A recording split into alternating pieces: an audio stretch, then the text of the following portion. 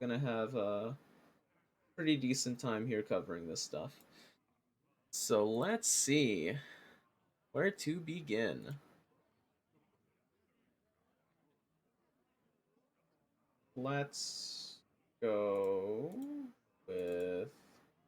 Oh, okay, let's start with Warrior. And the first card up is Whirling Combatant. This is a card that was revealed today. 4 mana, 2/6, Battle Cry, and Frenzy. Deal 1 damage to all other minions. Uh, Immediately, I think it's good, just because the Battle Cry and the Frenzy both will set off other minions' frenzies. Though the risk being here is the fact that you're setting up other people's frenzies as well. Um, should outweigh the shouldn't outweigh the benefits, that is, because it feels like Warrior has a good amount of frenzy mechanics going for them. Like they have Sour Fang, so they have frenzy support through him. They have the friend like a lot of frenzy cards in general. They have the 1 mana 1/3 that gains attack for each damaged character on the board. This also helping out with that since it'll do a big AOE sweep. 4 mana 2/6 is a pretty poor stat line, but the fact that it does do 1 damage to the board upon play and then another upon triggering the frenzy might make up for that, because that is like a nice AoE built into a body. Um, and it isn't super difficult to trigger, especially because he does have 6 health. So he can take a hit and then still end up triggering that frenzy without dying. Um, but for the sake of keeping things short, we're going to move on to the next card, since there's not much to say about here. Up next, a card that we already reviewed, Warsong Envoy. Could potentially have a good spot here or there, but the problem being that trying to maximize him is pretty strange, and it's something that you'd prefer playing late game rather than early game. Early game, you'll still be able to get a good bit out of him because you'll like if you manage to get into contact with a 1/1 or something like that, he still turns into a 1 mana like 3/3 or 3/2. Um, Overall, it's pretty decent, but hard to find him a spot in all of this. All right, next.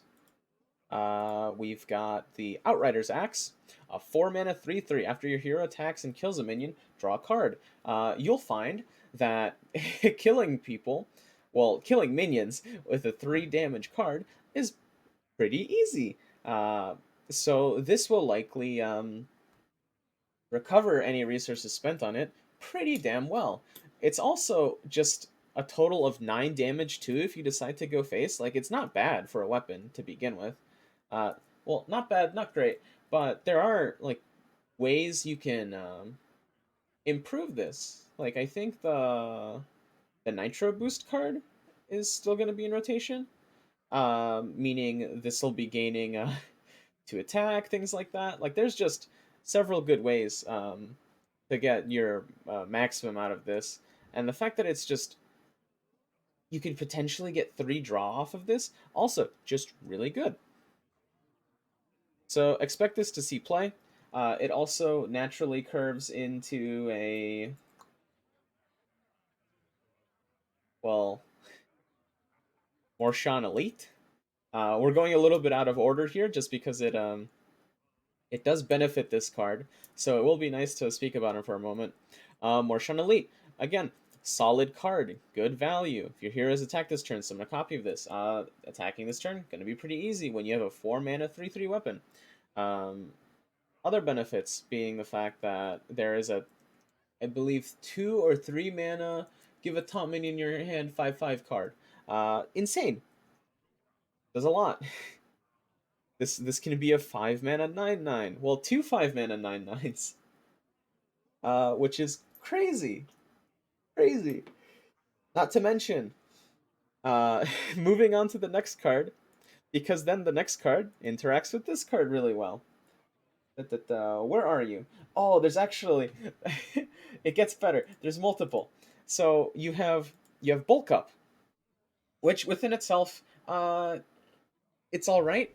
It's like a RNG philosophy, and it costs one more, but it doesn't have to be outcast. So I think it sort of evens itself out. Um, however, no RNG involved if the only taunt in your hand is the big one. So this automatically benefits that, the previous card, because it gives it 1/1 and copies it. So realistically speaking, if it copies that card, it's actually a 2/2 increase in stats because the 1/1 is being put on two different minions. Um, and then moving again to another warrior card. We're jumping all over the place. This is way out of order. You have conditioning. Hold on, let me increase the size a bit here. Uh, though now it's going to be taking up like most of the screen, but that's fine. You have conditioning. Rank 1, give minions in your hand +1/+1. Rank 2 is going to be +2/+2. Give rank 3 is going to be +3/+3. Really solid card. It's just hand buff. Even as a 2 mana, give minions in your hand +1/+1. It's still pretty good. I'd say that's still pretty good. Um, because you'll have cards like that run in Druid, where Druid plays the 2 mana give stuff on your board +1/+1, or 3 mana give stuff on your board +1/+1. But that one's the type of spell that you can cast twice, so it's the 3 cost. Well, being able to cast it twice sort of outweighs the fact that it costs a little bit more. But those are cards that affect stuff on your board, not stuff in your hand. Stuff in your hand, I feel like, uh, potentially has a lot more value because you can be buffing way more targets a lot easier, especially early into the game. And then instead of like worrying about buffing them again, you just have like this constant flow of cards coming in that are just absolutely huge. So this benefits Marshawn Elite as well. Like it's crazy. Let's see. Now let's get back in order. Sourfang. 7 mana 5/4. Battle Cry. Resurrect 2 friendly frenzy minions. Deal 1 damage to all other minions. I don't know why I'm doing this so fast. This is like a speed round or something. Resurrecting frenzy minions, pretty good. There's really good ones that are not part of Warrior. Um, you have the Quillbore that will attack once their frenzy has been triggered. And this is attacking just enemies. So if there's nothing on the board, it could potentially hit face. Even if there is stuff on the board, it could potentially hit face. There are these Tauren. There's this Tauren card where if it's frenzied, I believe it just destroys an enemy minion randomly, which pretty good. So Sourfang, depending on like what frenzy minions you put in your deck, could have plenty of different uses. Not to mention, like, just deal 1 damage to all of their minions is also baked in there. Like, it could have just been trigger the frenzy, but it's actually just like a big AoE, so it's a little bit to think about there. Overall, good card. Um, Fine stats for the effect that it has. All right, and let's move on to the other warrior legendary, which is the mercenary, Rakara. Rush. After friendly minion attacks and survives, give it +1/+1. Um, Nothing crazy, but this does support mid range. It triggers off of you hitting face as well, so there's no worry of like, oh, I have to trade to get this effect. No, you can just keep doing what you're doing, hitting face, and you will benefit from Rakara's effect, giving your minions +1/+1, making them harder to kill, just becoming more of a problem for your opponent. Um, the rush is fine. I don't think it'll be used often because you don't really want Ricard to get hit by anything, since she's like the center of all attention and really wants your allies to get buffs. So I doubt you'll actually be hitting much with her. And then we have 2 more warrior cards left. First, we have Rancor. 4 mana, Deal 2 damage to all minions, gain 2 armor for each destroyed. I'd say this is fine.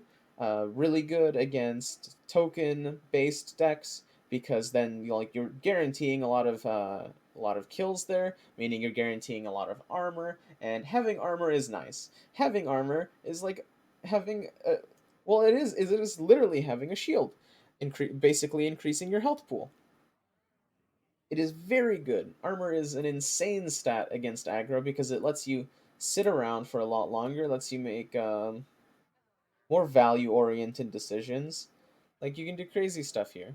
So getting like this just casual sweep and armor from it too is pretty nice.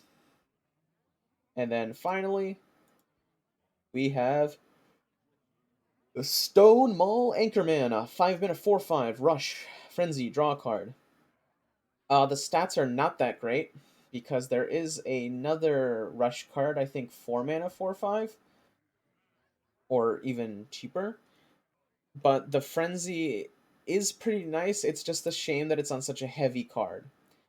So you'll almost guaranteed to get the frenzy effect off, especially since it has rush, so you can like pick and choose your targets. Um, 5 health is pretty beefy, so it's fine. But I don't see this card doing a lot. Like it might see play, but I don't necessarily think so. You could probably get better draw from elsewhere. Actually, no. Warrior's going to be short on draw now, isn't it? Because they're losing the shield block. Well, I guess we'll have to find out. All right, we're done with Warrior. Moving on to Warlock. First, a card we haven't seen before. 6 mana, 6/6. Barrens Scavenger. Taunt. Costs 1 while your deck has 10 or fewer cards.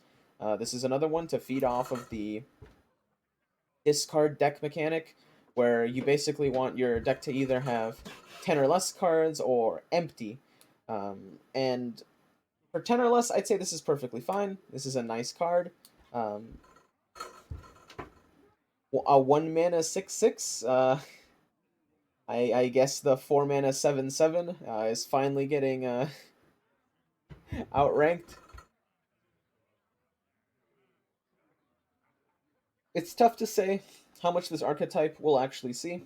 Because let's say you start the game at 25 cards in your deck already. You play 2 of the mill 3 cards. Um, so that brings you to 19. And then you play the Soul Rens. I'd say getting this condition isn't going to be super difficult. Or at least it doesn't seem like it. Um, so it might actually see some play, but I don't really like discard. I don't like milling my opponent. I don't like milling myself. So this is not really something I want to support, I think. Apothecary's Caravan. A 2 mana 1/3 at the start of your turn. Summon a 1 cost minion from your deck. Some of the 1 cost minions from Warlock are ones that you really want to play yourself.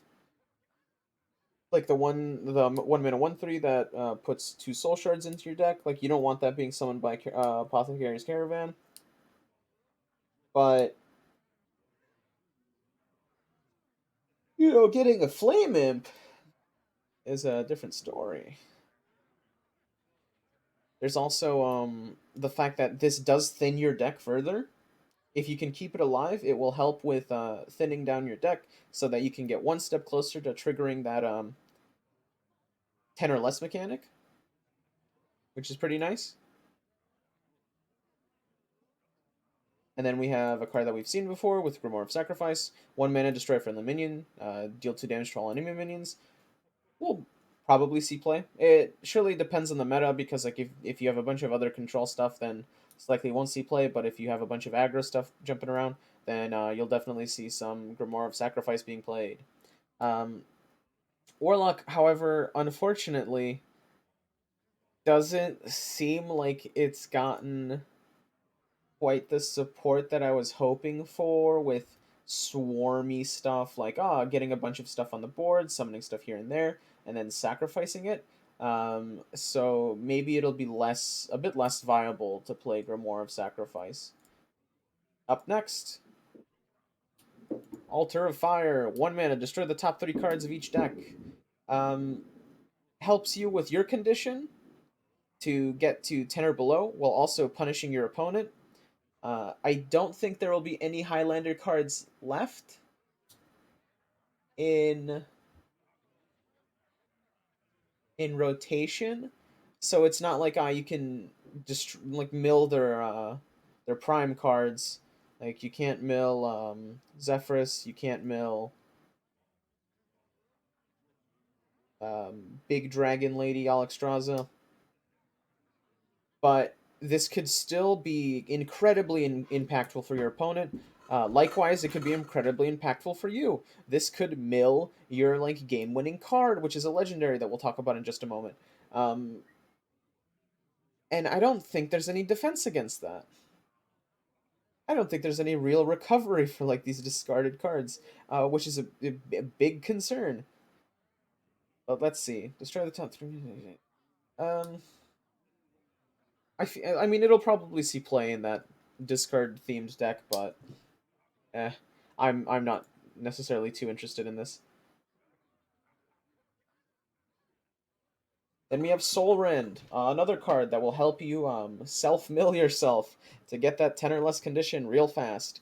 All in all, it's not a terrible board clear, but the cost is a bit hefty. You could have made it probably cheaper, like a 3 cost, and 3 cost in regards to mana, and it would have been more understandable, or mill a specific amount of cards and not based on how many are being destroyed. Like maybe there was a maximum amount of cards it mills as well. Um, so, there's a bit to think about here, because again, when you're self milling like big volumes of cards, you could potentially be milling your reward cards, which are the ones you want to play once you are self milled.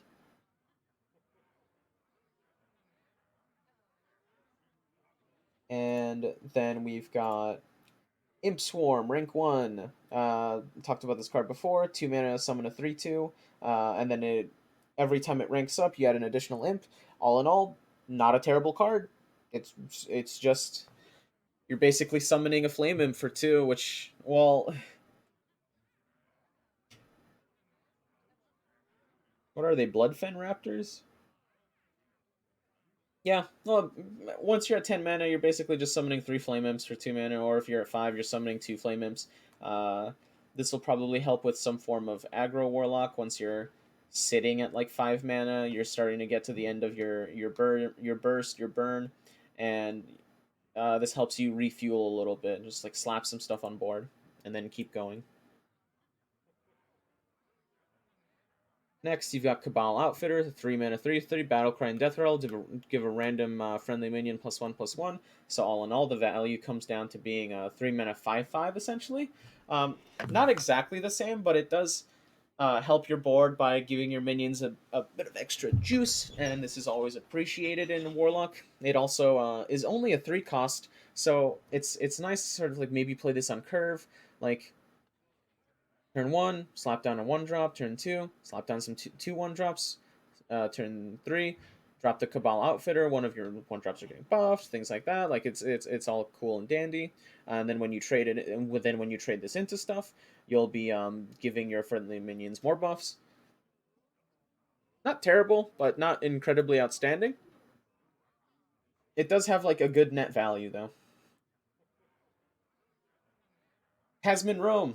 This is the card that I'm looking for seeing to be played. I'm not crazy about the whole discard thing, but I do like the whole like control maybe with shadow cards. You can get more minion kills out of this. You'll get lifesteal out of this. You'll get more mortal coils out of this. You'll get more twisting nethers. Like the possibilities with this card are crazy. You can get an absolute ton out of slapping Rome into your deck, and you'll just get a bunch of free cards. She herself doesn't do that much, but those cards she give you are going to be great. They're going to be free. Like, depending on what turn, or if you have a nice safe board when you're playing this, you can get insane amounts of value from this. We're talking like several control cards being generated for you and then making them free. Free is good. Free control cards are even better. Like, it's insane, the potential of this card. And then I believe immediately next is the other legendary.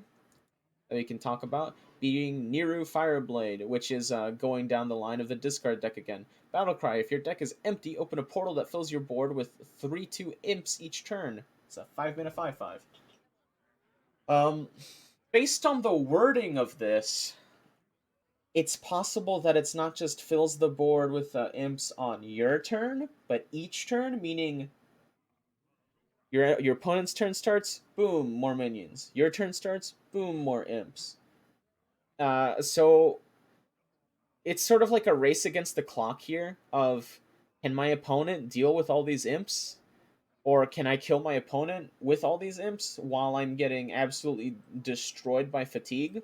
Because Warlock also has the issue of like, hey, I have lost a lot of health because I life tapped a few times, or I played some imps that dealt damage to my face, things like that. So they're not necessarily in the greatest position to have a fatigue race, but when you're summoning potentially 6/3/2 imps every turn, I think you can do a lot of with that. The problem is that what are the odds that you don't mill this card when it comes down to it? Like what exactly do they want you to do with this deck? Do they want you to hold your mill cards, your self mill, your enemy mill until you have like Nero the Fireblade in your hand?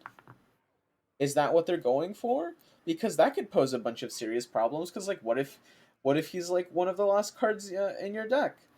And you're like, "Man, I've my hand has been full of these cards that only trigger on like having 10 or less cards in my deck, or only I have a feeling like the discard cards might just be ignored, and Warlock's like, I just want a bunch of draw and like some control spells, and then I'll start playing these cards that benefit from me having a few cards in my deck. Because the ones that self mill, like, they just seem like garbage. Because the risk of you losing it all is the same as your opponent losing it all. It doesn't seem good.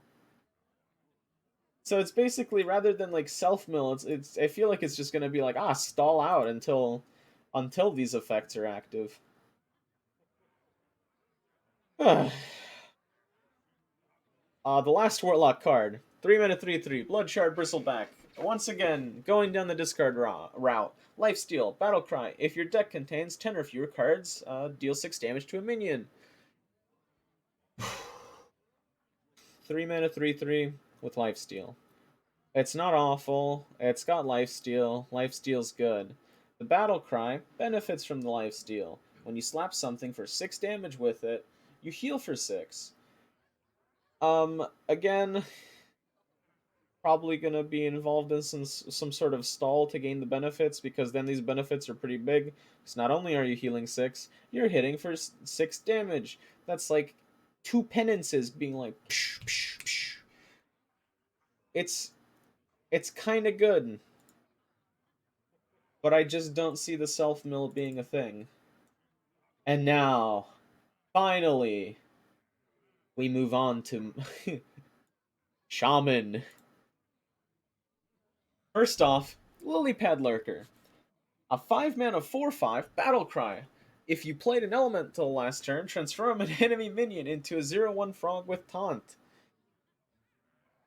This is great. This is fantastic. This is Hex with a body for one more.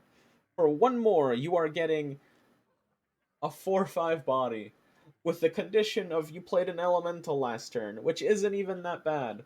Because if you're playing an elemental themed deck, you're probably going to be playing an elemental every turn. Maybe. Maybe. Um, this card's great. 5 out of 5 stars. It's going to see play. Up next, Murloc. 2 mana 3/2. South Coast Chieftain. Battlecry. If you control another Murloc, deal 2 damage. Um, the card that I immediately think of when I show off this is the Electric Eel card from like a few sets ago, where if your deck is even, well, I guess it's not a few sets ago. This is like the time of Baku and stuff like that. I think it was even Shaman that you could play it in where it'll deal 2 damage. Um, so that deck would support like several other cards, but this is very Murloc oriented. But I would say it's pretty easy to have a Murloc on board, so most of the time this should be pretty easy to trigger. Uh, I don't have much to say. This is just a good card.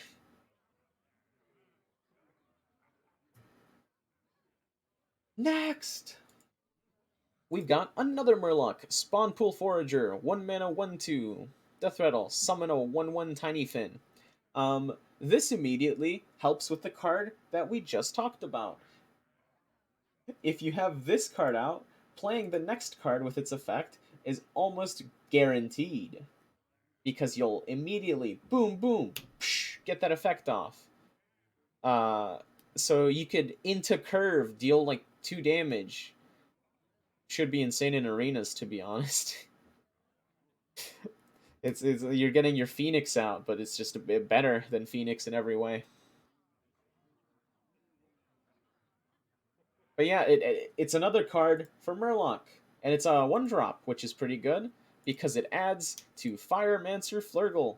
Firemancer Flurgle is the heart of Murloc in Shaman. It feels like a 2 mana 2/3. After you play a Murloc, deal 1 damage to all enemies because the things you can do with this guy are insane. You clear divine shields. You kill minions. You deal damage to face. Ah, good stuff. Good stuff. And the trigger in a Murloc oriented deck should be pretty easy. And then you have the Murloc support card. No Fin can stop us. A 3 mana. Give your minions +1/+1. Give your minions an extra +1/+1. Crazy. Crazy. This in if you were to be playing like anything similar in Druid, you'd have to pay 6 mana to get the same effect.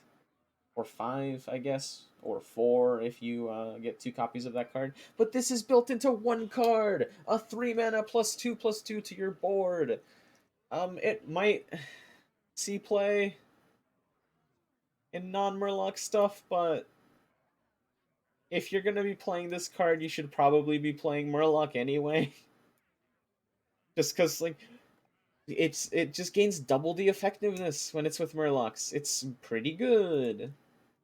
With non-Murloc, not so good. It's just okay. Back to the elementals. The 3 mana 2/5 Arid Stormer Battle Cry. If you played an elemental last turn, gain Rush Wind Fury. Crazy, crazy card.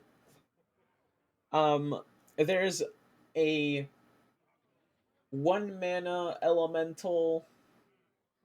I think it's 1/2 that reduces the cost of the next elemental you play by 1. So you could technically play this on turn 2, and that's pretty good. Playing a 2/5 with Rush Wind Fury on turn 2 kind of dominates the board. There's not much you can really do to stop something like this.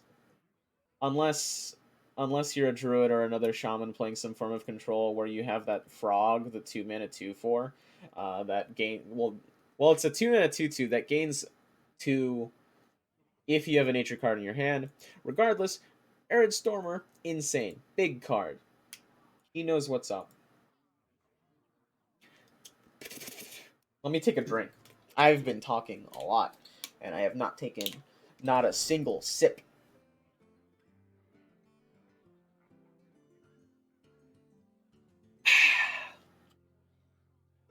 Okay. 2 mana.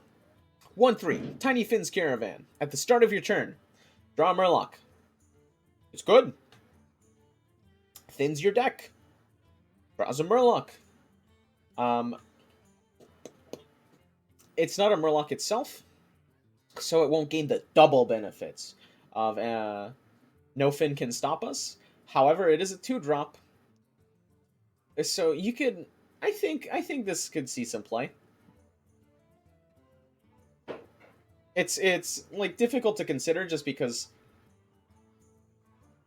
it's at the start of your turn, so you gotta wait until next turn before it does anything. Stat line's not crazy. I mean, it's a 2-drop. If you coin it out, you can get some stuff out of it. Eh. Well, I think we'll put a pin on this and be like, we just have to see. All right. Let's move on. Next we have Chain Lightning, rank 1.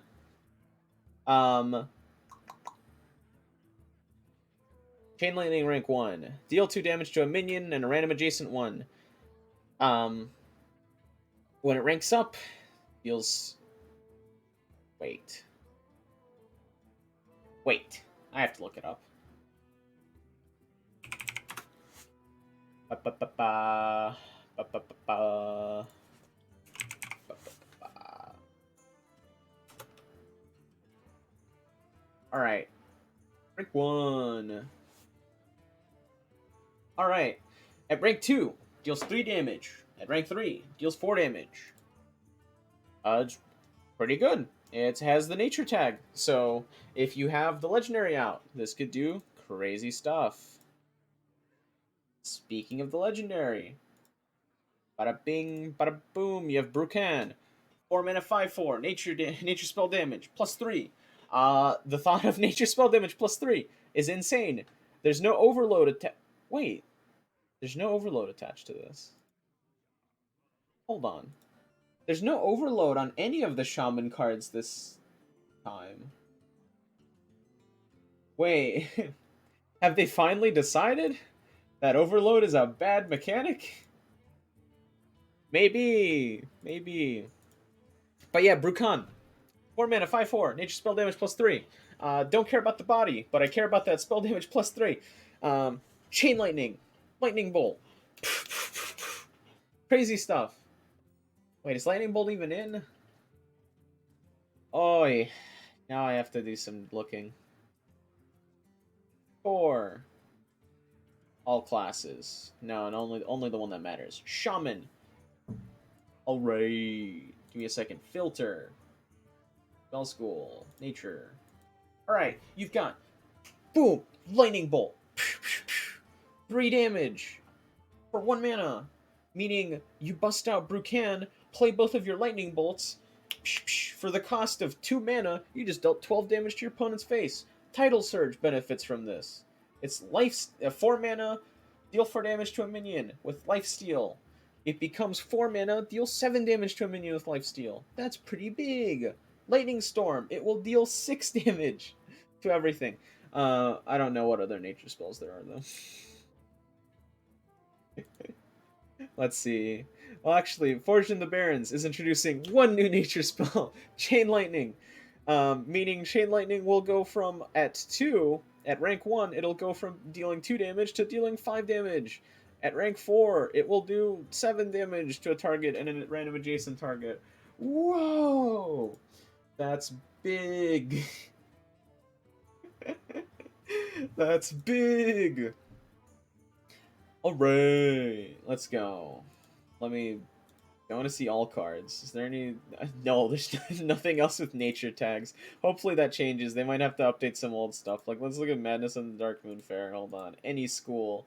Just give me these spells. Yeah, like, Landslide should probably be nature. Dunk Tank should probably be nature. Storm Strike should probably be nature. We'll see. But that will also be terrifying for the opponent if these things do go through. Because, like, imagine getting Storm Strike for 6 and then getting slapped with the 3 damage. Just... You're done. You're done! Alright. Enough talking about Brucan. We have to go take a step back and talk about the other elemental that's left. Earth Revenant. The 4 mana 2/6 taunt battlecry. Deal 1 damage to all enemy minions. Dealing 1 damage to all enemy minions is not bad. It's not crazy either. It's a 4 mana 2/6.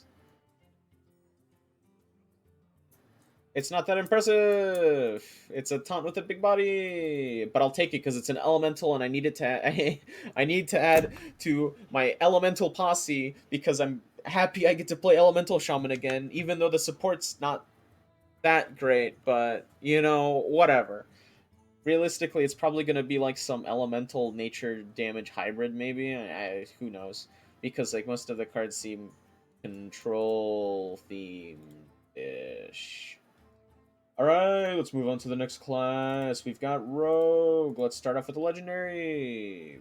Bing, bada boom.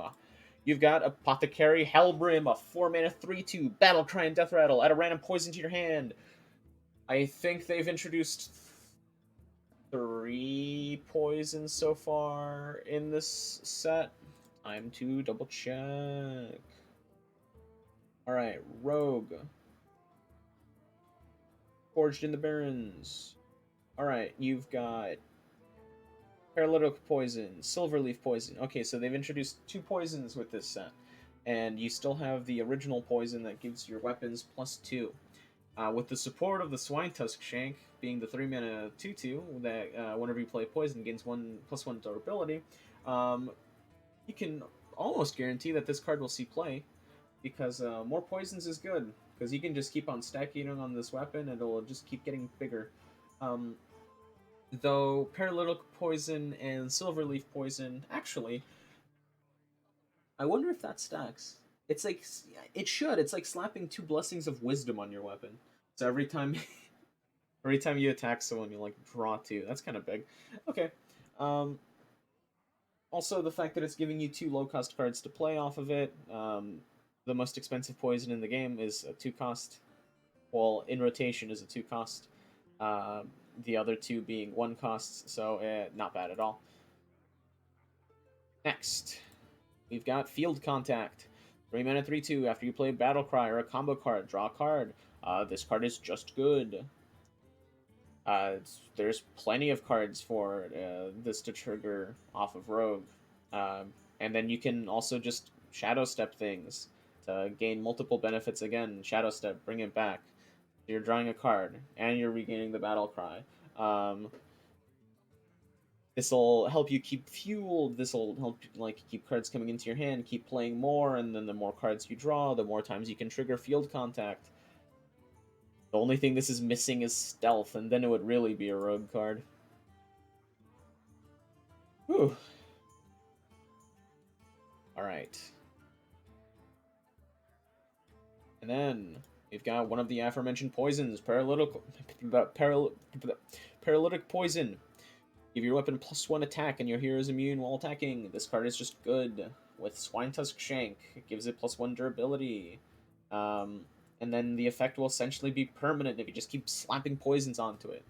All in all, pretty good card.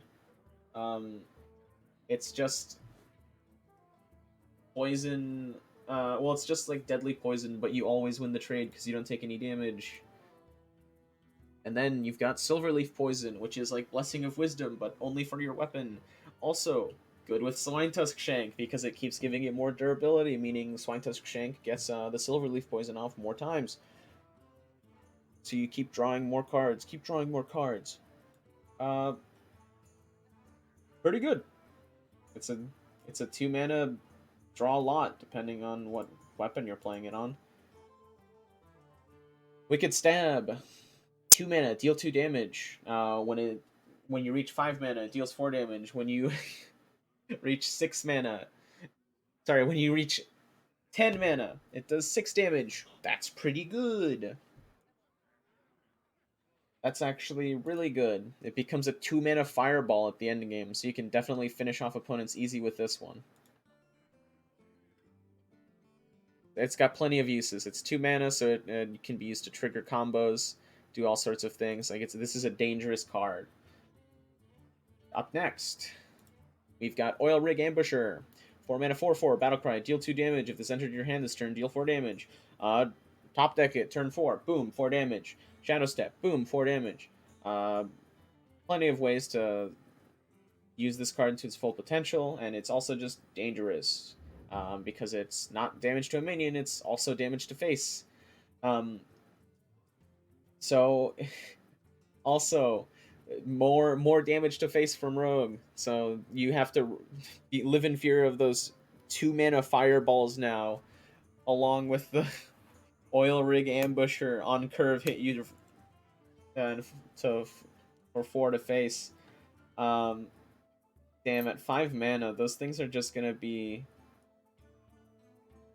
Oh yeah, not to mention using this with secret chamber or whatever secret passage.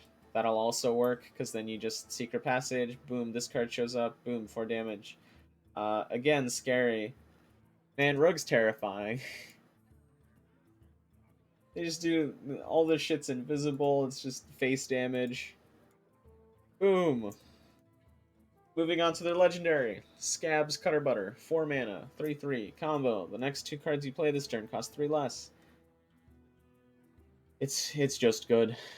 There's value. There's the actual combos you can get off by playing this. The damage you can get off by playing this. It makes those 4 mana 4/4s cost 1. So you get this off. Secret Passage. Fish for both of those. Summon summon 2 4/4s for the cost of 2. And also deal 8 damage to your opponent's face. Not bad at all. Yoink! You steal your opponent's hero power for 2 uses, and it's free for those 2 uses. I mean, it's value, but like it's all right.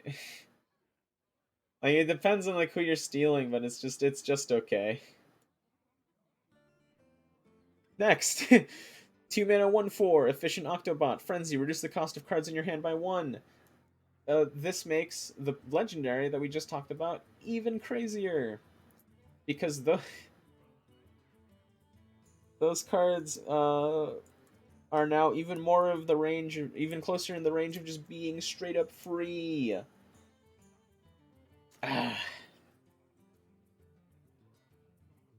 Granted, it's a frenzy. I mean, the frenzy's almost always gonna get off because it's a 1/4. Like, is this thing gonna get one shot? I don't think so. All right, last but not least, the weapon that I mentioned half the time when talking about these other cards is Swine Tusk Shank. A 3 mana 2/2 after you play poison, gain 1 durability. This card is kind of insane. Like, you can just keep on extending this card's lifespan by playing more and more poison cards. If you play that legendary that gives you poisons, you're basically giving this card 2 more durability. Not to mention if you like slap those permanent effects like gaining immunity while attacking or draw whenever you attack, this card just becomes even further insane because it increases the longevity of those buffs. And like it's just super big win more. You're sacrificing a little bit of damage up front or just having a weapon that lasts forever. I don't want to play against Rook. All right. That being said, we're moving on. Next class, Priest. Let me take a sip.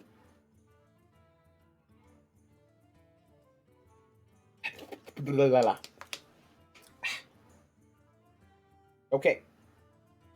5 mana 5/5. Priest Banshee. Taunt Battlecry. If you've restored health this turn, gain +3/+3. Good card. Good card. Really easy to trigger restored health this turn. For it to become a 5 mana 8/8. Almost as good as a 4 mana 7/7. But this one also has taunt and no downside. It's just like, trigger me effect, and I'll do this. Good card. We'll probably see play. Boom. Next card. 3 mana. Devouring Plague. Lifesteal. Deal 4 damage. Randomly split among all enemy minions. And it has the tag Shadow. Though I don't think that the Shadow tag means anything right now. A lot of the tags don't mean anything right now because there's no support for them. But, in the future, who knows? Future! 3 mana lifesteal, deal 4, randomly split amongst all enemy minions. Is Penance a 3 mana card? Time to look up Penance. Give me a second. Rogue, no, all classes. Penance. Give. Okay, no, Penance is a 2 mana. So, you're paying 1 extra mana for 1 extra damage. It's neat that it's randomly split amongst all enemy minions. It might see some play. Probably will. but it's not the craziest of value like what Penance is, or is a 2 mana deal 3 heal 3. It's a better, well, not better Frostbolt, because Frostbolt has its own benefits, but Penance is just good. This is also just good, but not insane. And that feels like most cards need to be insane to be played nowadays. Boom, Desperate Prayer. It's what you do. It's what you play to trigger your restored health this turn effect. That's all. I mean, heal both for 5. That's fine for 0 cost. I mean, you can trigger a bunch of different effects with this. It's all right. Uh, it's not crazy. It's all right though. Boom, Condemn. 2 mana, deal 1. Rank up, deal 2. Rank up, deal 3. Not so great at rank 1. Pretty good at rank 2. Might see play. Boom. Next. Light Shower Elemental. 6 mana, 6/6. Taunt. Death Rattle. Restore 8 health to all friendly characters. It's pretty good. You heal yourself for 8. You heal all the minions you have on board for 8. Um, good card. Good card. We'll see play. Maybe in a specific type of deck, but will be used.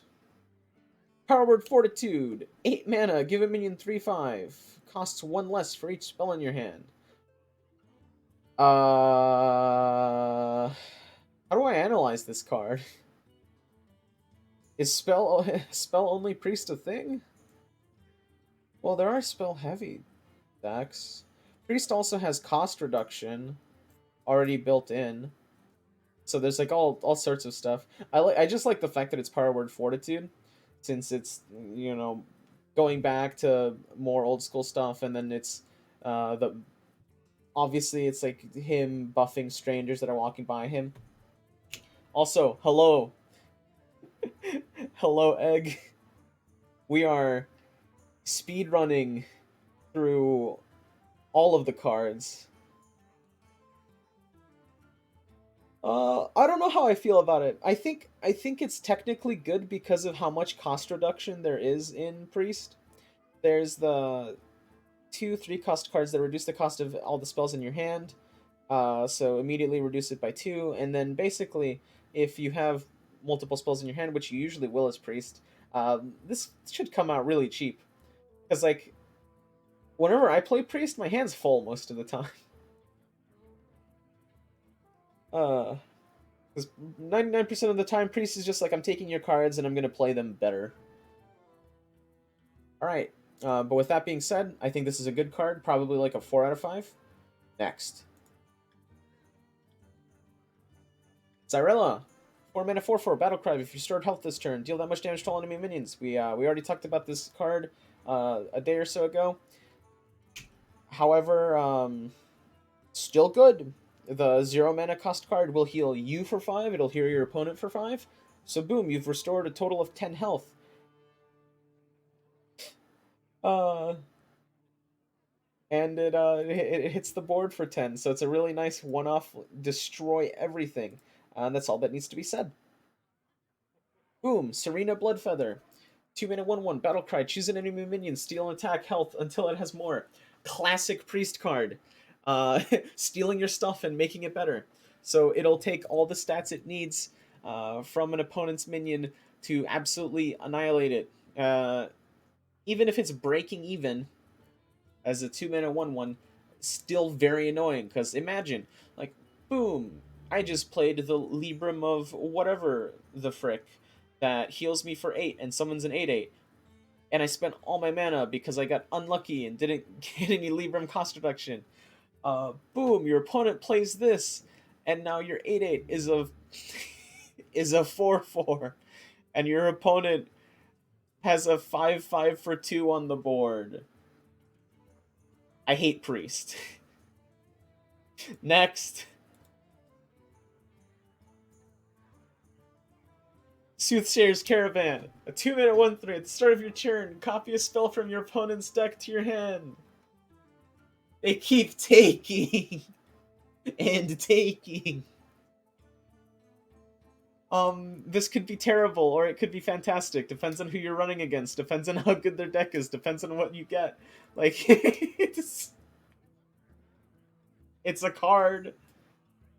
It's like a Thought Steal, but it could keep giving you cards. Like Thought Steal just gives you 2 cards. This is like it might give you 0. I don't. Is this worth it? I don't know. Who knows? We'll find out later. All right. 4 mana, 3/4, Void Flare, Battle Cry. For each spell in your hand, deal 1 damage to a random enemy minion. This card's great. You're running like a heavy, a spell heavy priest deck. You're running your Power Word Fortitudes. You're running your Void Flares, and your Void Flare for the cost of 4 mana drops a 3/4 body and does like 8 damage to the board or something like that. Like the range of use for this card is pretty insane because of like if it doing spread damage, it doing single target damage if there's only 1 minion on the board. Could potentially be really good early on if you kept generating cards, which Priest tends to do. Priest tends to be like, hey, I've got 1 card and I'm gonna turn it into 2. And we keep going. Next class. Tired of Priest. Ah, finally something fun to look at. We've got Paladin. Okay. Paladin, new secret. 1 cost, of course. Galloping Savior. After your opponent plays 3 cards in a turn, summon a 3/4 steed with taunt. It depends on what you're playing against. Sometimes I don't know how easy it is in most cases for you to get the condition. Your opponent playing 3 cards in a turn. Against Mage, it'll probably trigger. Against Priest, it'll probably trigger. Against another Paladin, it'll probably trigger. Against Demon Hunter, probably trigger. Like but then you got like slow stuff like Warrior, where like maybe not, or Druid, maybe not. Um, However, I think this is a pretty good secret. Um, it summons a 3/4 with taunt. That's kind of big. Definitely won't be triggering early on, I think, but once it does, like it's crazy value. It's a 1 mana 3/4. Ooh, next. Boom, Soldier's Caravan. 2 mana, 1/3. At the start of your turn, summon 2/1/1 Silverhand recruits. This is the only caravan so far that I don't think is hot garbage. Most of them seem either just okay or like actual shit. But I like this. This I like. Because Paladin's been getting a bunch of dude support, and they're like, yo, let me buff my dudes. Let me get all this shit out on board. And you know what? It's kind of hard to get dudes on board without like 1 mana summon 2 dudes. So I'm happy Soldier's Caravan is here because it's actually crazy. The amount of value you can get out of this card is insane. This card is huge. That being said, next.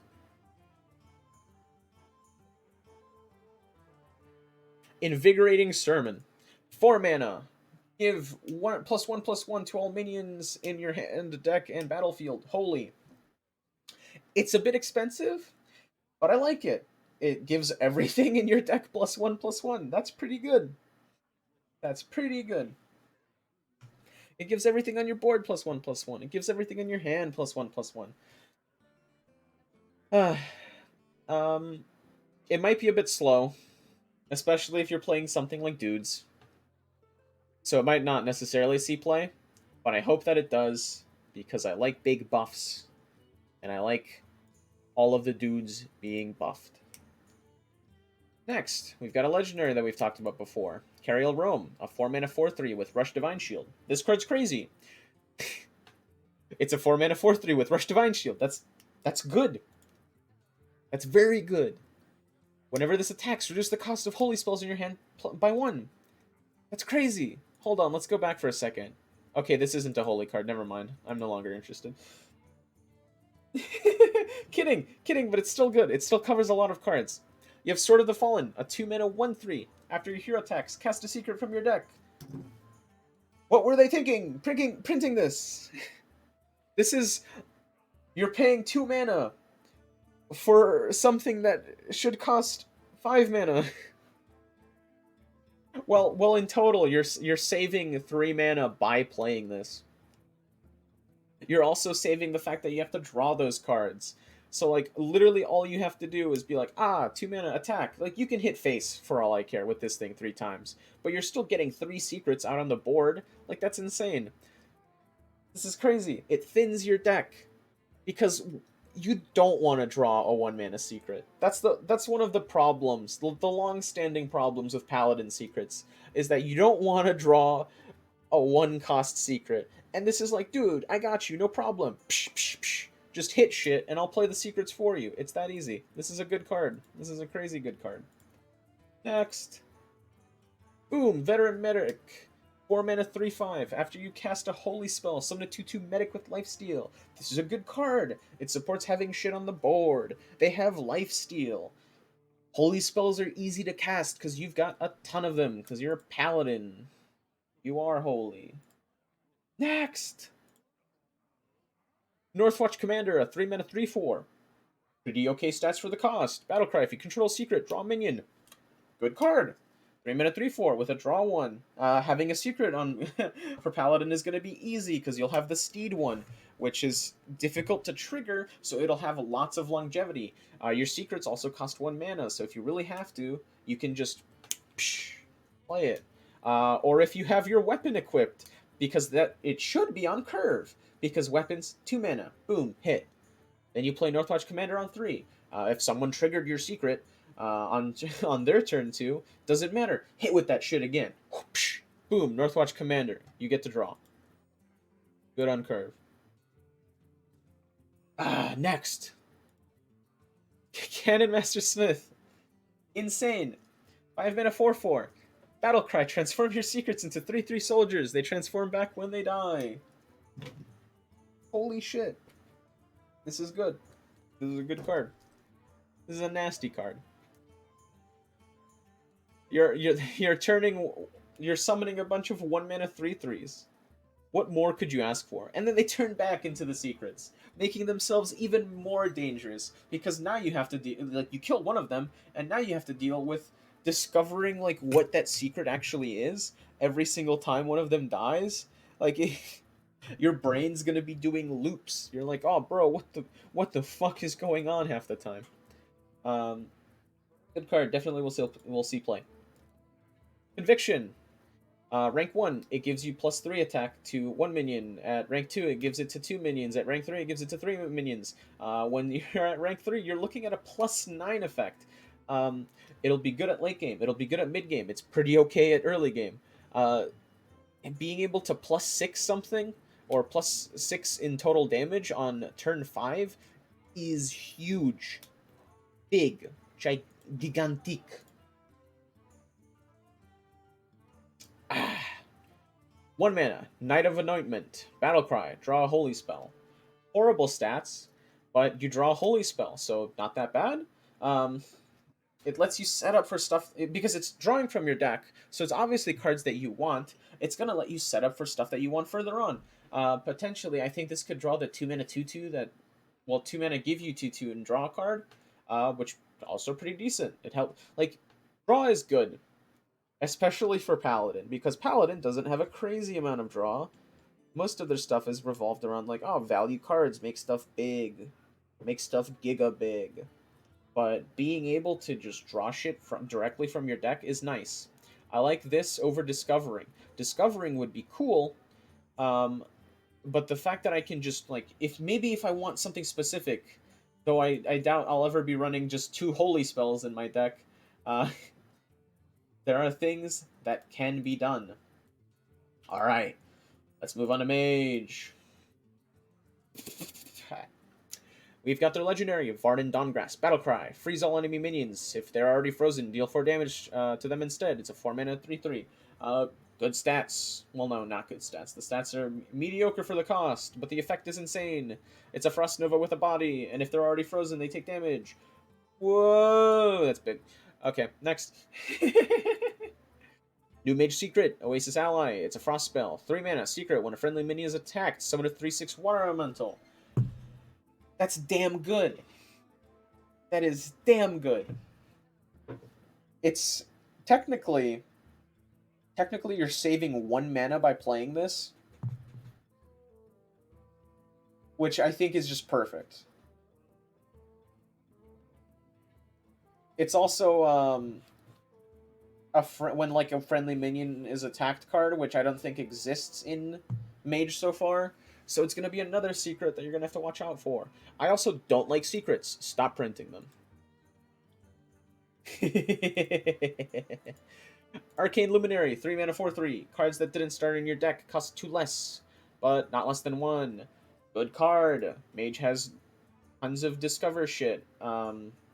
Is that legendary spell gonna stay in rotation? Evocation? If Evocation stays, Arcane Luminary is gonna be insane.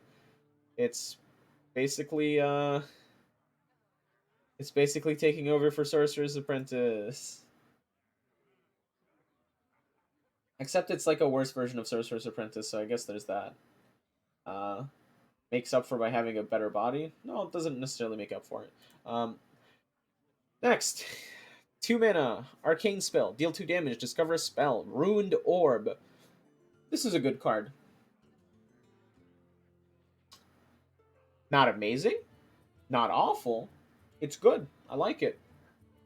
I like being able to do 2 damage, and I like being able to discover a spell. I'll take it. I'll take 20. Gimme. Give me a format, or give me a brawl where it's just everyone playing with ruined orbs. Next, a reason to hate mage, refreshing spring water. Draw 2, refresh 2 mana crystals for each spell drawn. Just play spell mage. You're drawing 2 cards for 0 mana. This card's insane. This card's insane. Technically, I like it. I like this card. I'm probably gonna hate playing against it. Playing it, however, is probably gonna feel amazing. You're gonna be like, ah, I'm the, I'm the best. I'm amazing. And then the other dude's just gonna be like, wow, what the fuck. All right, Reckless Apprentice, 4 mana 3/5. Not terrible stats. Battlecry, fire your hero power at all enemies. Without the cards that you haven't seen yet, it's not amazing. You can +1 it with a card that is in the Mage Core set. However, you can just play this instead. Wildfire. Increase the damage of your hero power by 1. I love this card. I love Wildfire. I want to discover more Wildfires. I want to be slinging giant freaking fireballs from my hero power by the end of the game. I love this card. I need more. Uh, Here is the other legendary that interacts with that power. If you've dealt 10 damage with your hero power in this game, deal 10 damage to all enemies. This includes face, so this is a pyroblast with a body and a board clear. What were they thinking? All right, Rhyme Tongue, 3 mana 3/4. After you cast a frost spell, summon a 1/1 elemental that freezes. Um, Pretty good for control. Summoning frosty boys while you're freezing other people, so it just lines it up for the next turns. Not bad, not bad. Speaking of frost spells, bada bing, bada boom, you've got Flurry. Rank 1, 0 mana freeze a random enemy. Rank 2, freeze 2. Rank 3, freeze 3. Uh, Pretty good. It's just good. It helps with your other legendary. It helps with Rhyme Tongue. Like it's just good. All right, that's all for Mage. Let's move on. Hunter time. 2 mana, 2/3. Kolkar Pack Runner. After you cast a spell, summon a 1/1 hyena with Rush. Pretty good. Pretty good. Um,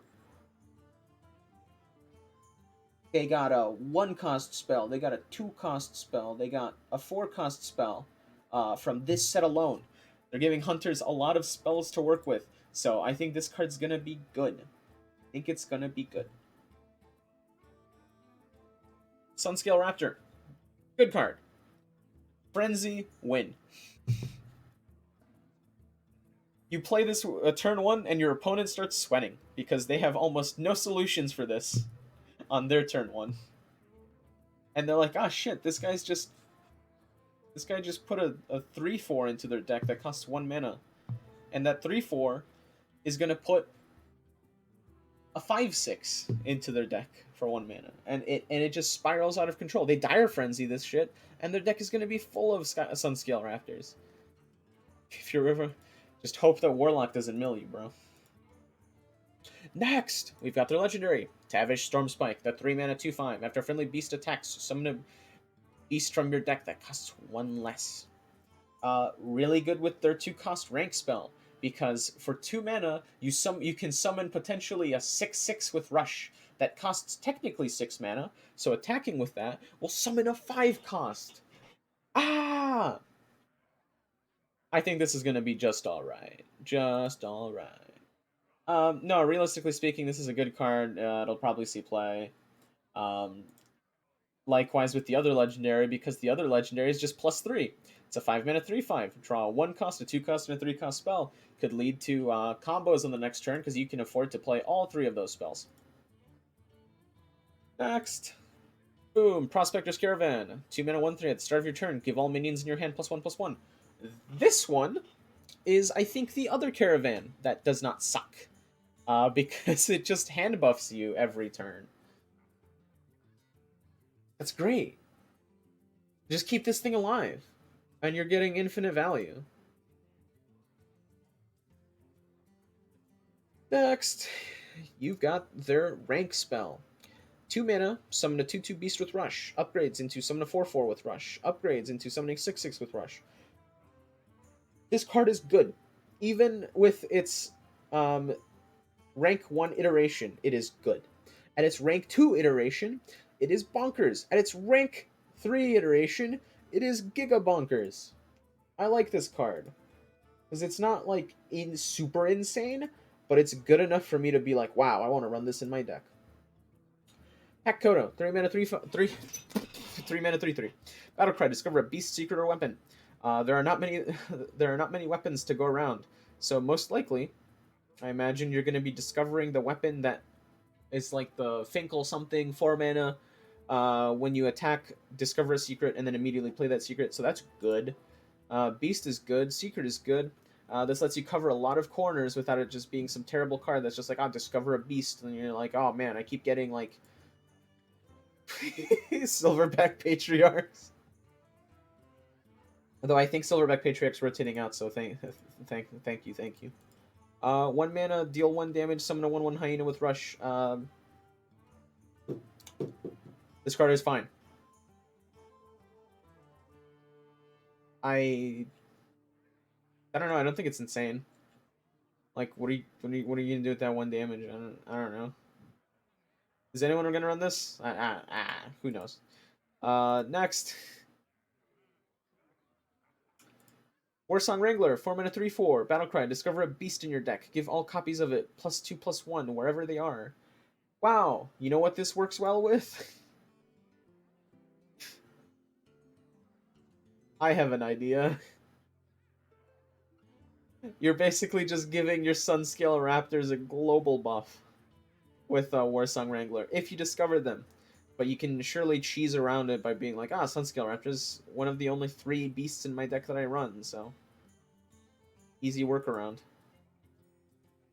Last but not least, you have better Fireball. Kind of better Fireball. Piercing Shot, 4 mana, deal 6 damage to a minion. Excess damage hits the enemy hero. It's pretty good, I'd say.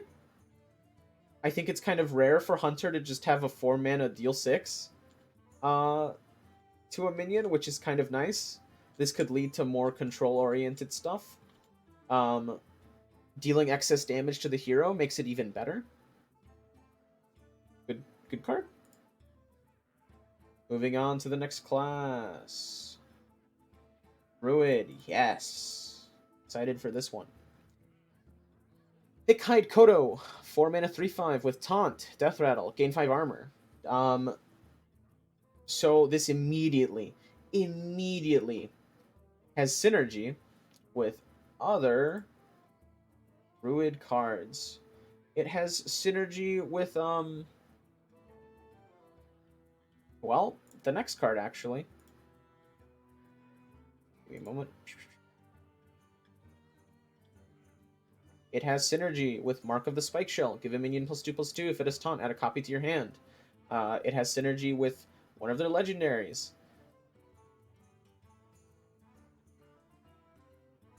Plague Maw of the Rotting. A 4-mana 3/4. After friendly minion with taunt dies, summon a new copy of it without taunt. So you can only imagine how much armor you are going to be getting from this shit. Like this this thing is a dinosaur, well something that looks like a dinosaur that's actually just an armor generator. Now let's take a step back. Pride's Fury, 4 mana. Give your minions +1/+3. Not bad. Giving your minions a lot of health. Well, actually, for 4 mana, I guess. It makes it so you can take a lot of hits, make some decent trades, while also not outright destroying your opponent. So I guess this is their way of wanting to balance things, I suppose. So like your opponent doesn't feel completely helpless because like, oh man, my opponent's minions have a gigaton of attack. Um Next. Wait, quickly while this is here. It doesn't have the nature tag, okay. Next. Guff Rune Totem. 3 mana 2/4. I think this card is insane. After you cast a nature spell, give another friendly minion +2/+2. Um this card is great. Because it triggers off of Innervate. The 0 mana, gain 1 mana card. If you have a minion on board, you can generate 2 mana, and while you're generating that 2 mana, Guff just gave that target 4/4. And then you give them like Mark of the Spike Shell or something. And then they just gain another 4/4 because you buffed it yourself and then Guff buffed it again. So suddenly on turn 3, you've got like an 8/8 on board with whatever stats they originally had. What the fuck? Where's the counterplay?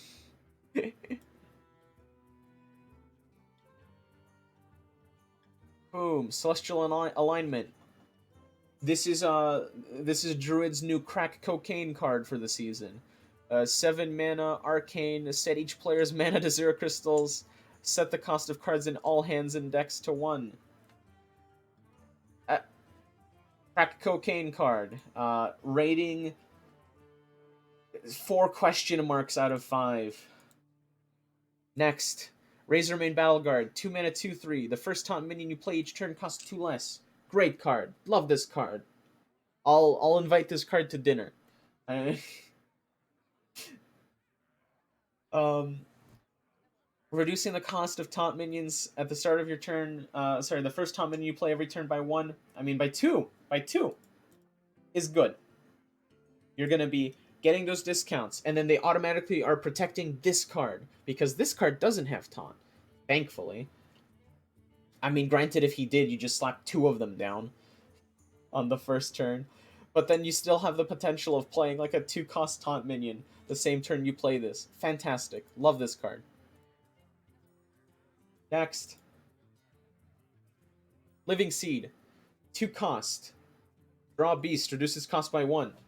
That's fine. Living Seed rank 2 reduces cost by 2. Living Seed rank 3 reduces cost by 3. I don't think Druid cares about beasts that much this time around. They have 2 good beasts. They have the Druid of the Plains, and then they have the new Kodo that got introduced that gives you 4 armor. It's got the Death Rattle, it's got the Taunt. It's a nature spell, so it works to trigger Guff Totem Man to give people more +2/+2s, which is nice, but we'll have to see. It is a draw card, so maybe it's in there somewhere. Next, Thorn-Grown Sentries, a 2 mana, summon 2 1/2 turtles with taunt, nature. Great card. Put stuff on the board. You play it into curve to give Guff Rune Totem something to buff. It's also nature, so you could play another one of these to trigger him again. Like, good. And then if you have the other legendary out, these get resummoned. Good stuff. Here's Druid's Heavy card for the set. The 7 mana 7/6 Rush. Frenzy, transform into a 6/7 Kodo with taunt. This card's insane. Nothing else to say about it. You play it, rush it into something. Whatever it rushed into is dead because it has 7 health. I mean, this card has 7 attack. And then boom, it transforms into a 6/7 Kodo with taunt. And then boom, it's protecting your legendary that once it dies as a taunt, this will get reborn as another 6/7 Kodo. This is a great card. It seems like you'll be able to fit it into a lot of decks. Finally, finally, we are reaching the end of the class reveals. This is the last class we have on the list. I've been doing a lot of talking. Fury, rank 1, give your hero +2 attack. Rank 2, give your hero +3. Rank 3, give your hero +4. It's fine. Twin Slice is gone, so it's not like you're going to be seeing this in addition to Twin Slice, and you're like, oh man, I'm being hit for like 12 damage from hand from my man spending like 5 mana. Um, Thankfully, none of that. I'm not sure how much play this will see, because like I forget what cards are even left to interact with this. I don't think the one where he cleaves the board based on how much damage he has is in. If the lifesteal weapon is still in, it might see some play because it's still technically like a 1 mana +2. So this is like a worse version of old Twin Slice. But all in all, not terrible, not amazing. We've talked about this card before. 4 mana 3/4 Kurtra's Ashfallen, Battle Cry. Attack the left and rightmost enemy minions. Outcast immune this turn. This card's fine. It seems like a neat value card to be hitting minions like that with immune. It could be good against token because it's like boom boom. Just get rid of your tokens. It's like a rush. It's like a shittier Rush Wind Fury card. It, it's fine. I'm not like, whoa, Kurtra's Ashfallen. I'm like, oh, that's nice. Boom. 7 mana 3/6. Death Speaker Blackhorn. Battle Cry. Summon 3 Death Rattle minions that cost 5 or less from your deck. Pretty good, but it could hit some stinky Death Rattles, as we've seen with um Demon Hunter, because that's kind of all they have. Like, Demon Hunter has Death Rattles, but all they do is summon more Death Rattles. I don't get it. Alright. Vengeful Spirit. This is the card that you'll have to run in your Death Rattle deck, because otherwise you'll have no fuel, because the Death Rattle cards in your deck are gonna summon all of your fucking Death Rattle cards and just drain your hand. 4 mana 4/4. Outcast 2. Draw 2 Death Rattle minions. You will have to play this if you're running Death Rattle. Vile Call. 3 mana. Summon 2/2 demons with lifesteal. I don't know why they printed this. It exists. It interacts with nothing. Sick. Tusk Piercer. 1 mana 1/2. Death Rattle. Draw Death Rattle minion. It's okay. It starts you off. It gets you those Death Rattle minions you want into your hand. Razor Boar. 2 mana 2/2. Death Rattle. Summon a Death Rattle minion that costs 3 or less from your hand. It could summon another Razor Boar. Insane. Um,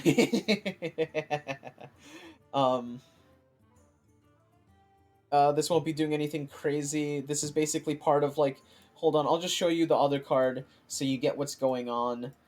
Boom, Razorfen Beastmaster, and then you see the Razor Boars next to him. Death Rattle, summon Death Rattle minion from, that costs 4 or less from your hand. So basically, this card can summon itself.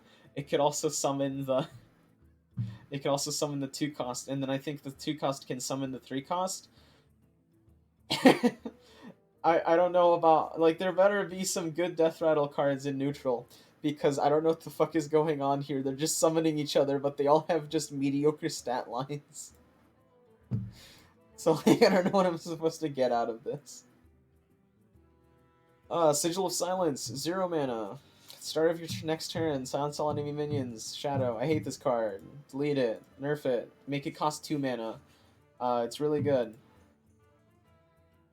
Sigil of Flame, 2 mana. At the start of your next turn, deal 3 damage to all minions.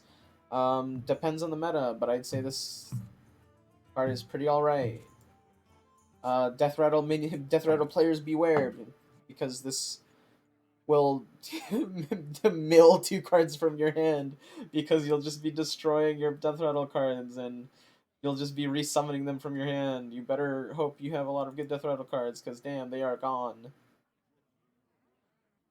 Alright, that's all the classes.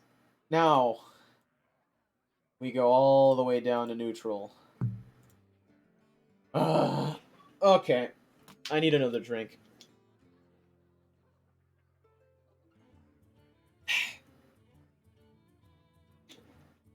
My mouth gets dry after talking about, like, one class, and I think I just did, like, 3 in a row without drinking. Alright. 3 mana, 3/5. Morshan Watch Post. I love this fucking card. Can't attack. After your opponent plays a minion, summon a 2/2 grunt. I'm going to be playing this in my Druid deck. I'm going to use Blossom to get this out on turn 1, and you're going to hate me. Have fun in Ranked. 4 mana, 5/5. South Sea Scoundrel. Battlecry. Discover a card in your opponent's deck. They draw theirs as well. I'm not going to fucking play this. I don't know who will. Giving my opponent draw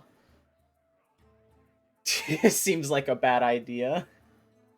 This is like a really bad priest card. I mean, it's got good stats, but like, I don't know. I don't know. This is the card that's going to be mandatory pretty soon, because you're going to be running into secret mages and secret paladins. And Secret Eater didn't get reprinted, so you're forced to use this, like, not as good version of it, and hope you just still outlive the value.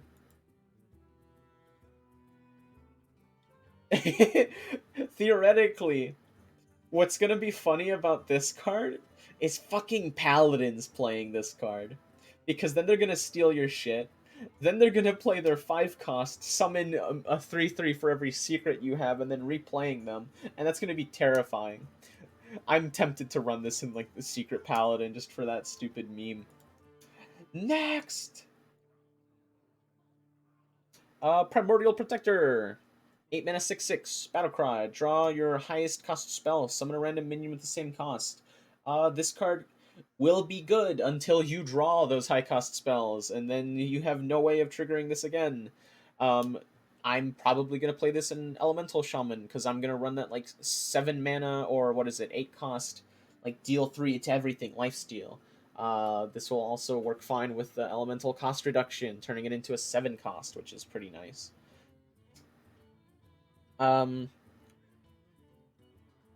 It's good until it's bad, basically. Enjoy it while you can. Enjoy it until you draw those heavy cards before it. Next. 2 mana, 1/3. Lushwater Scout. After you summon a Murloc, give it +1 attack and rush. Love it. It says summon, not after you play. So you play the 2-cost summon, like, what, 2/2/1s or something like that. Boom, they both have +1 attack and rush. It's gonna make Murloc pretty good at trading, and just like, I'm gonna destroy your shit. I like this card.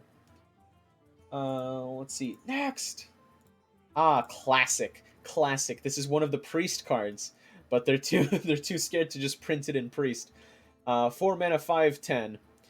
Injured Marauder, Taunt, Battlecry, deal 6 damage to this minion. So really, it's a 4 mana 5/4 with Taunt. But what Priest is gonna do and just, like, slap the food on it. What is it, like the 2-cost? Give it +2/+2 and then heal it to full health. Yeah. So you're gonna have to deal with Priest being like, oh yeah, I play this, and then on turn 6 they play a 7/12. Have fun with that. Next, we've got Spirit Healer. This is a Paladin and Priest dual class card. 4 mana, 3/6. After you cast a Holy Spell, give a random friendly minion +2 health. It's neat. Not sure how much it's gonna see because it's just health, but you know, it's neat. Priest has a bunch of, like, free Holy Spells, essentially. Well, not a bunch, but, you know, they got reduced cost. They got They got the 0 mana heal. They've got all sorts of cool stuff. So be afraid of Priest. Boom, you've got the Sim City legendary.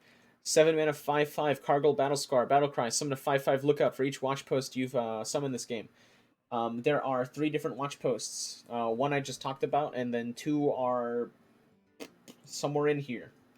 So technically, if you play all 6 of those, you can get full benefit for this, or you can just play Druid or Rogue, I guess, if you want to Shadow Step this shit with Rogue. But with Druid, what you can do is you can use Mark of the Wild, give the buildings taunt, use Mark of the Spike Shell, or whatever that card is called. Now that they have taunt, you can put a copy into your hand, making this building slightly scarier. And then you can do the same with Cargill Battlescar, actually. You give him taunt, put a copy of him into your hand, yada yada, stuff like that.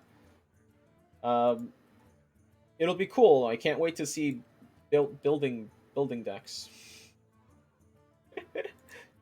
Ah, see, this is one of those great Death Rattle minions that um, Demon Hunter will be running. The 4 mana 5/7 Death Rattle deal 5 damage to your hero.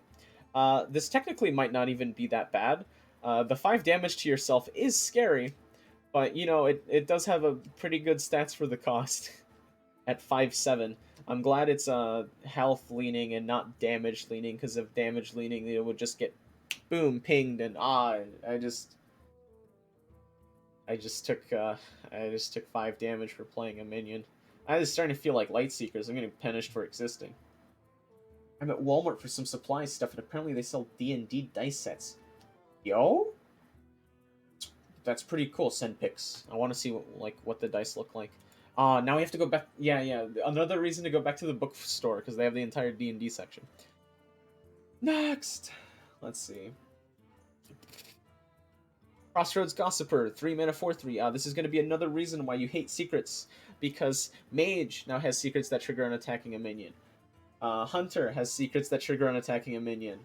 Paladin definitely has secrets that trigger upon attacking a minion.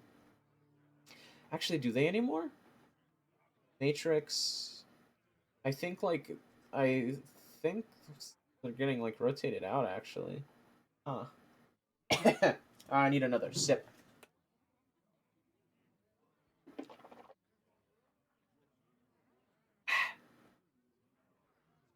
So yeah, you're gonna hate secrets even more after you see your opponent play these. Boom, the good Frenzy card that I was talking about earlier. 6 mana, 4/8, Frenzy, destroy a random enemy minion.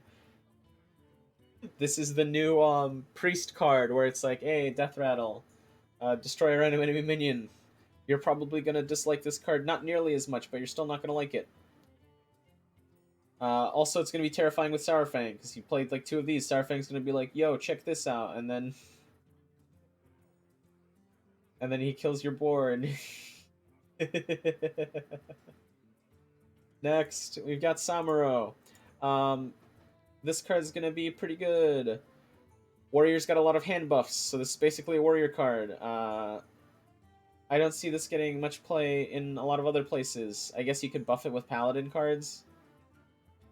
You're probably not going to be playing it on turn 4, though.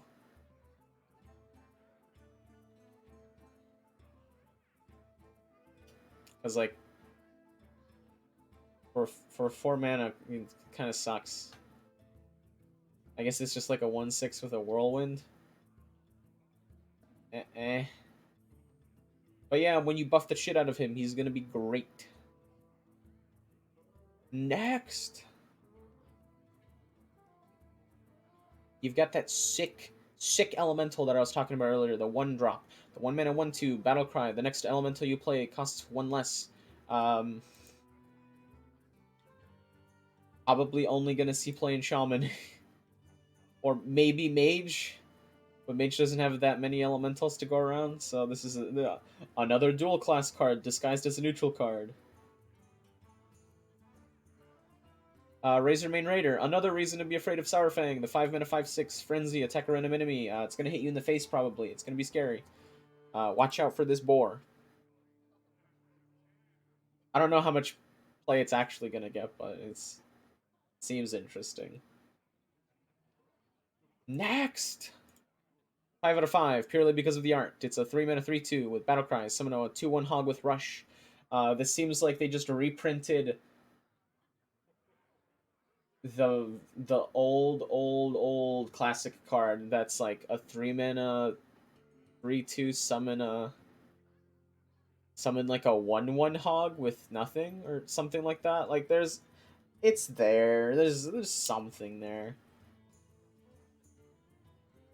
Next, no, but seriously, this card's probably gonna be kind of okay.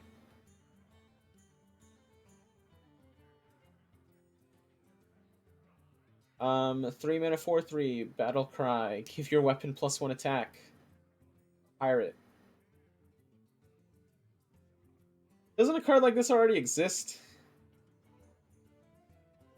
I feel like this card already exists. It's all right. I don't know. It's whatever.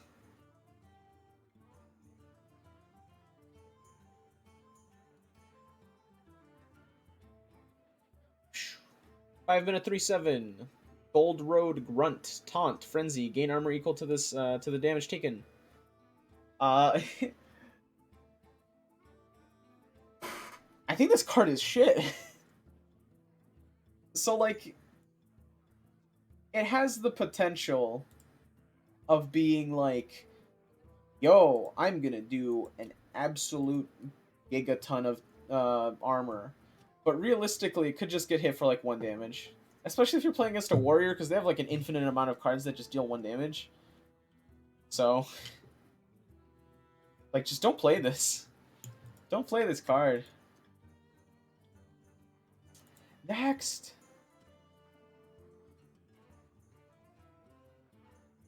Finally, we've got another outpost. 2 mana 2/4. Farwatch Outpost. Can't attack. After your opponent draws a card, it costs +1. I'd say this is decent. This is a fun card. Well, not fun. It's got good stats for the cost. So this is either a priest card or someone's going to be playing SimCity in Hearthstone, which I'm looking forward to doing. Still might run this in Druid, but I don't think it's nearly as good as the other two. So we're just going to move on. This could be very annoying to deal with if it stays up for multiple turns, though, which I have a feeling it will be. Because you're like, man, I really have to trade into that. Like, there's no way to ignore this. From the moment they play it, like, they're already making your stuff cost +1. But, oh, dude, maybe they start playing like your opponent draws cards stuff, like they play the Murloc. All right, 3 mana 3/4 Sunwell Initiate Frenzy Gain Divine Shield. I think this card's pretty good. I think this card is pretty damn good. It's similar to like Sunny Two Shields or whatever her name is. Um, hit once, hit the second time with Divine Shield, and then the third time you like hit it with your body again. Like it's just pretty good. Oh, Goody Two Shields. Goody Two Shields. It's like it feels like a neutral version of Goody Two Shields, except it's easier to trigger because like you don't need to do anything spectacular to trigger it. Peon, 2 mana 2/3 Frenzy. Add a random spell from your class to your hand. Eh. Who knows if this will see play or not? Who knows?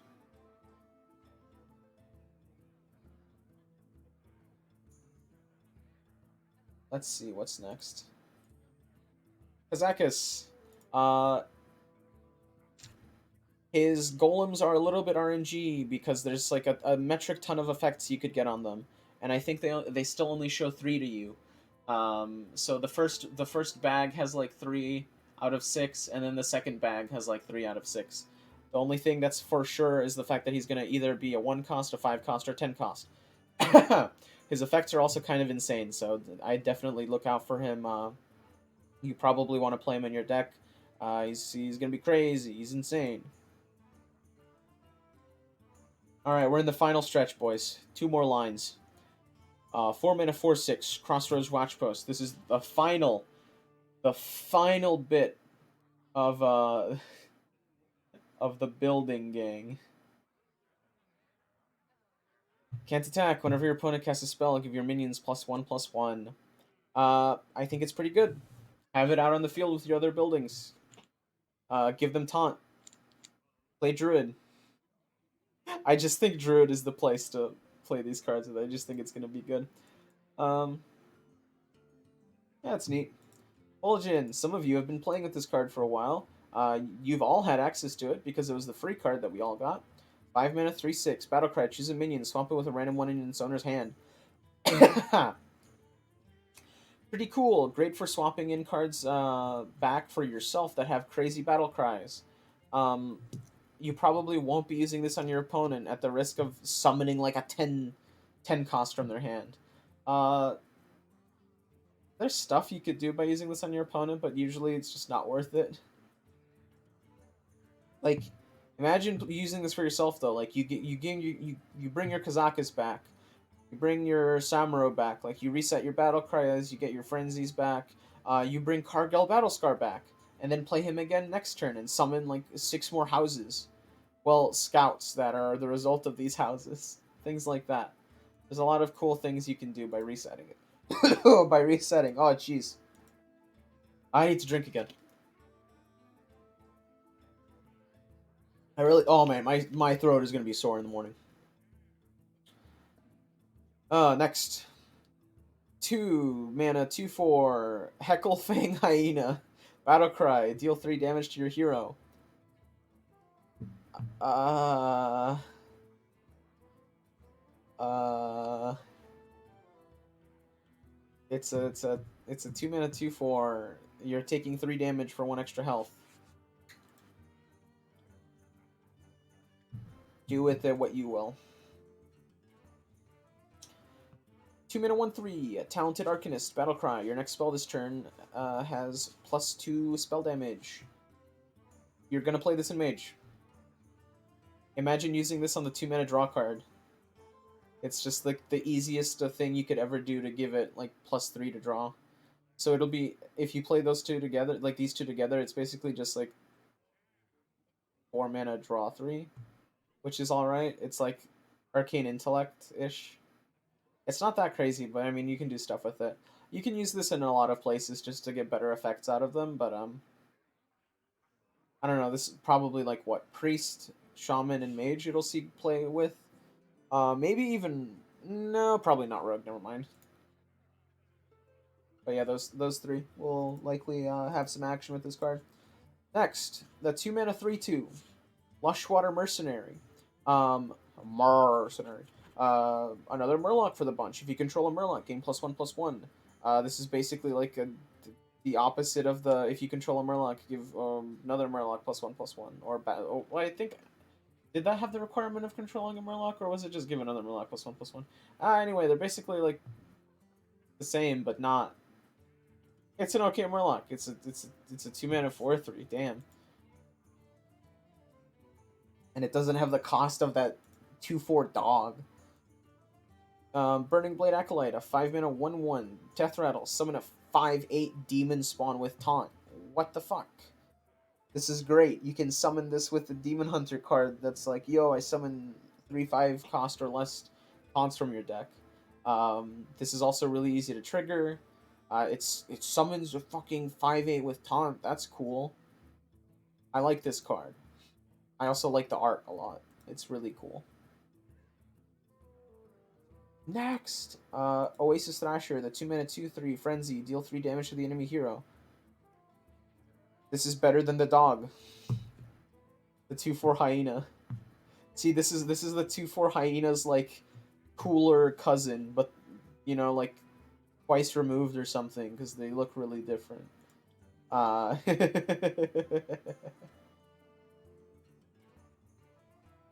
Boom, another Frenzy. 5 mana, 3/4, Barrens Blacksmith. Frenzy, give your other minions +2/+2. I think this card is good. Trigger it with Sour Fang. Boom, Sour Fang has +2/+2. Crazy. And whatever other card he brought out. And whatever you might have had on the board. I like this card. I like buffs. I like making things strong. You have Mancrick. This card is insane. It's a 3 mana 3/4 that puts a quest into your deck. Well, not quest actually. It just puts a card into your deck, and then when drawn, it summons a 3 damage, 10 health Mancrick that is so mad that his wife is dead that he punches the opposing player in the mouth. At the cost of a card drawn, you get a 3/10 played for free that slaps your opponent's face for 3. I think that's pretty worth. This is a good card. 3 mana, 2/4, Death's Head Cultist. Taunt, Death Rattle, restore 4 health to your hero. Maybe you'll slap this into the Demon Hunter Death Rattle deck. It's kind of cool. You can also play this in a taunt-themed Druid deck because Death Rattle restore 4 health to your hero. It's similar to the taunt Beast in Druid that has the taunt Death Rattle give 4 armor to your hero. Virtually the same effect. The Druid one is actually better because it's armor, and armor is better than health.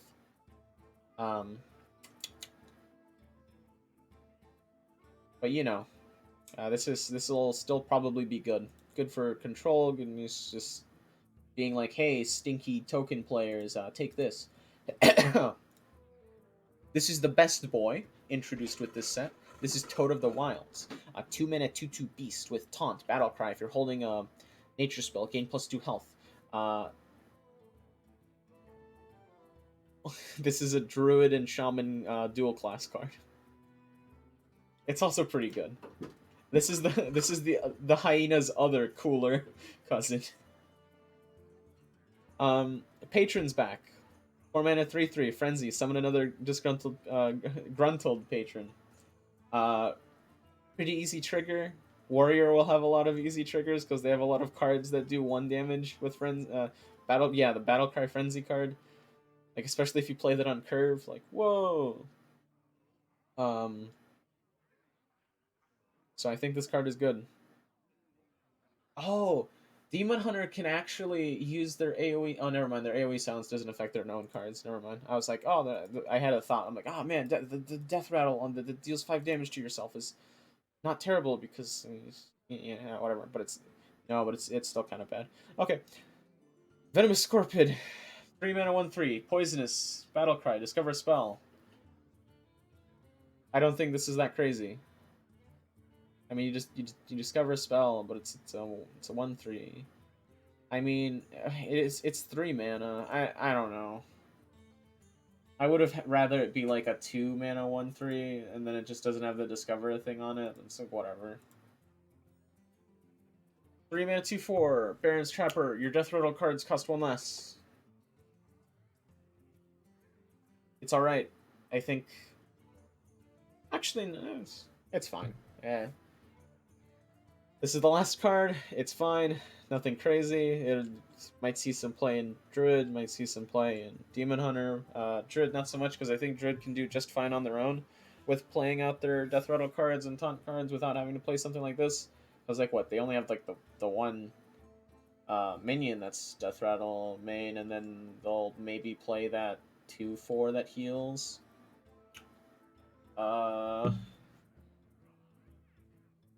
So this is just fine. We're finishing off with just a fine card.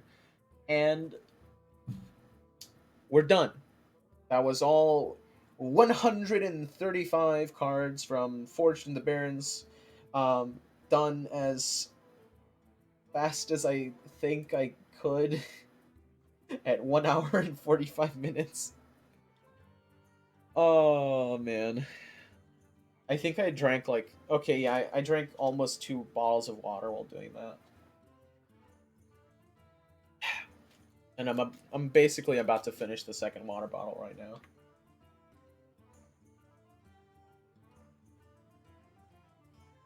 I want to play Classic WoW. We're good. Like we're good here. uh, maybe I'll play. Yeah, actually no. Let's do some like Battlegrounds or something. I guess. Uh, let's change the name of the stream. Okay, Hearthstone Battlegrounds and chill.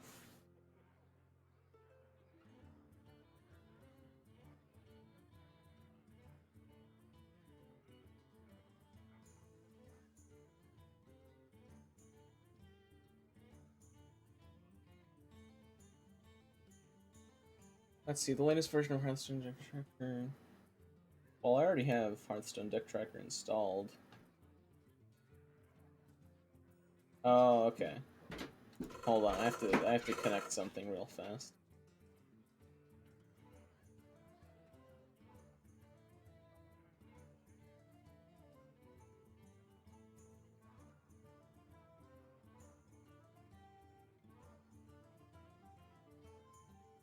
And I think it should be connecting in a second.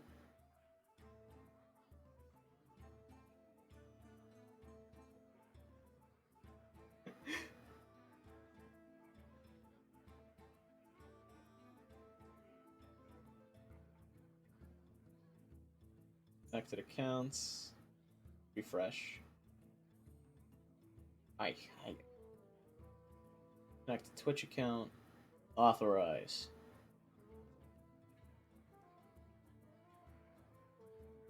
Fresh.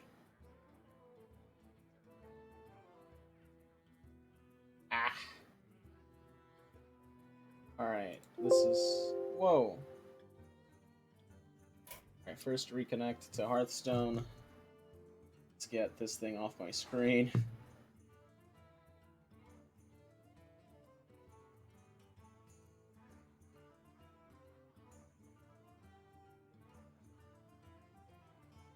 Alright, let's move this. You're done. Let's see, options.